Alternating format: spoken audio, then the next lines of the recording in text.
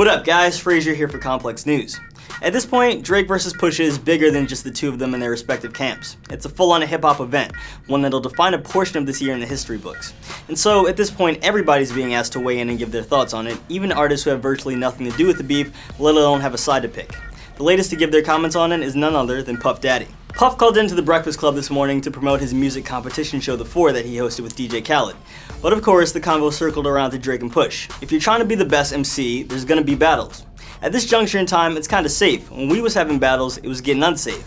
I think that this is the most skillful artist that Drake has come up against, and you know, Drake likes the smoke. He loves the smoke. Now, ultimately, Diddy said Drake took the L for not responding. However, Puff believes Drake made the right move by taking Jay Prince's alleged advice. He should listen to Jay Prince because I was in that same position. I was in that same position with Tupac's Biggie diss hit him up, and I told Big not to respond, so I can understand. Jay Prince, during his own Breakfast Club interview earlier this week, claimed that Drake had a quote career-ending Pusha and Kanye diss cocked and loaded. In addition to apparently convincing Drake not to release the alleged track, Prince spoke with Ye, saying this could have been a career-ending situation where he's concerned, and it also could have damaged, I think, a whole lot of livelihoods. Now, Puff is an interesting person to ask about all this though, not just because of his involvement in arguably rap's most classic beef, where, as he said, the stakes are much higher, but also his relationship with both artists.